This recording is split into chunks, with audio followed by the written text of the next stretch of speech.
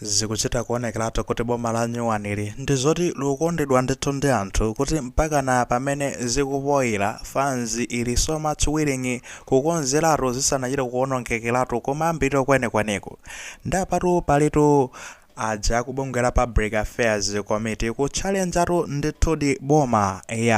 kuti mufotokoze bwinobwino mukamanena kuti ayi tikuyika ndondomeko zonena kuti no tichepetse zoonongaononga ndalama ndeka basi nkumalembaso ndekuti udindo umodzi kumalembapo anthu awiri mutincha pamene popo simukuonongaonongerabe ndalama maudindo akeso ndekuti omalipidwa ndalama zake zaphamwa mwaso ngatizo inu moti kuli kumeneko simungalingalire kwabwinobwino madabwaso kuti ameneyo ndani hayi ndi Bishop Gifford Matonga komano pameneno nkhani yakolera moto kwambiri mponena kuti wabweretsa mfundo zabwino kwambiri onenso ndayikondanso mfundo imene mafunso othya kukaonena kuti namalomba wachitanso kukedeka kuti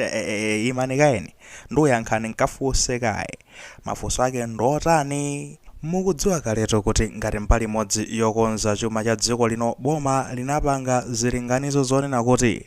lichepetse zomaonongaononga ndalama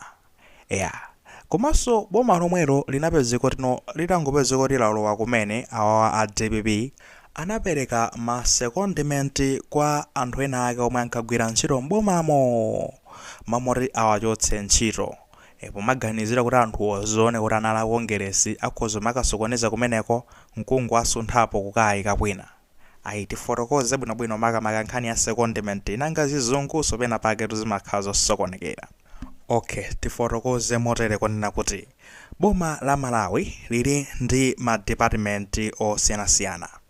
ndetu kumeneko kuli ma CEO omwe ndi mabwana a ma department amenewo nthambi ndithu za boma mwa njira ina yake tikukambatu nthambi ngati za ngati Escom tikukamba za Water Board ndi zina zoterozo ndakuli mabwana kumene kudzako. Mabwana amenewa monga nzika ina iliyonse ya dziko la Malawi amapezeka kuti mwina mwake ali ndi chipani chomwe amasapota.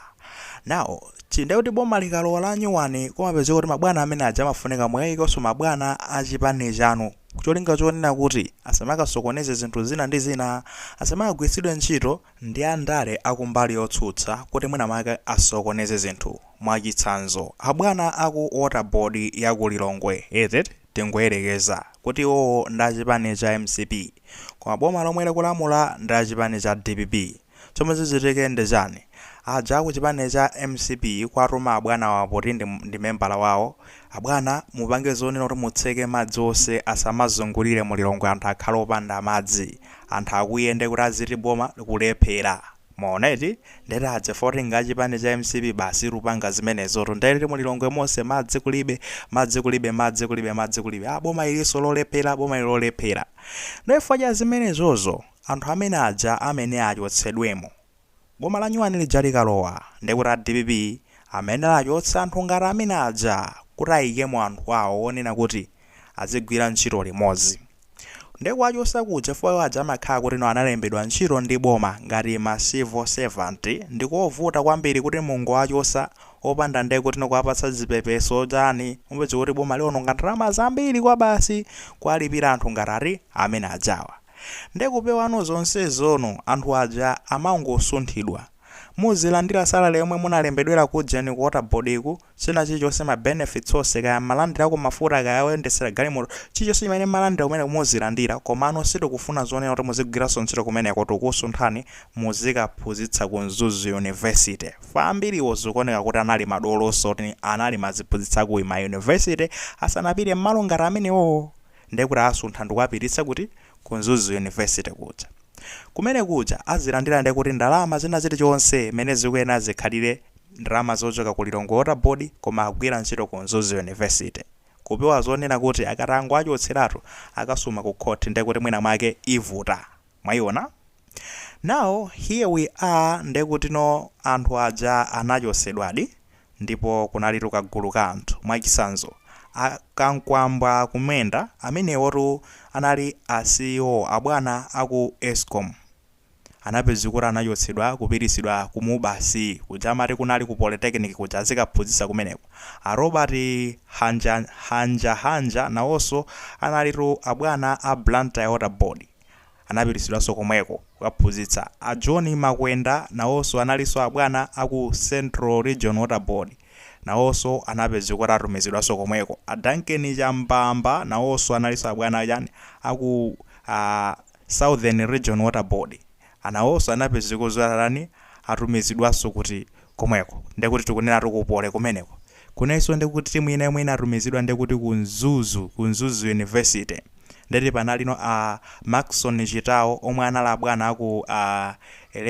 ku Ejenko Electricity Generation Company nawonso anatumizidwanso komweko ku Mzuzu kumeneko university azikaphunzitsa. A Francis Mutali anali abwana aku Northern Region Water Board anatumizidwa ndekuti ku Mzuzu University azikaphunzitsa. A Maxwell Mulima Kwenda nawonso anali abwana aku Eskom ndithu choncho koma akuti Chief Operation Officer ku Eskom nawonso anatumizidwa ndekuti kumenekoko ndikagulu ndithu ka anthu amapezeka kuti atumizidwa m'malo ena koma azikalandira salale yomwe analembedwera ntchito yoyambirira ija. Koma anthu awa wachosapa kwa Joseph yonena kuti ndanthu amene wakilira kuti ndanthu achipani azikasokoneza. Mukumbuka nthawi inake magesi ankazima madzi ankavuta chani a DPP watangoti no alowano tsopano zinayamba kuvuta zinthu zovuta bwanji kodi munthu zimayenda bwinobwino. Makosana ake anali ati amene wawa ndale zinkarane zinkapezeka zikumalo apo. Ndikuthana ndi zimenezo munaona nangu asuntha zinthu zinayamba kuyenda. Nkhani yaketu ndi imene. Now vuto lomwe lili pano ndilotani nkhani tuyayitali pepani kwambiri kuti ifotokoze mwimvesere bwinobwino. Vuto lomwe lili pano ndilonena kuti awa atachosedwa malo moja mmene amukayikidwa anthu ena koma anthu wandizonena kuti awa achosedwa akulandirabe salale ya malo mocheti sangadulire salale. Anthu amene akayikidwa imene mudzasazikalandiranso cha masalale. Ngati ino position ija pamene munthu mmodzi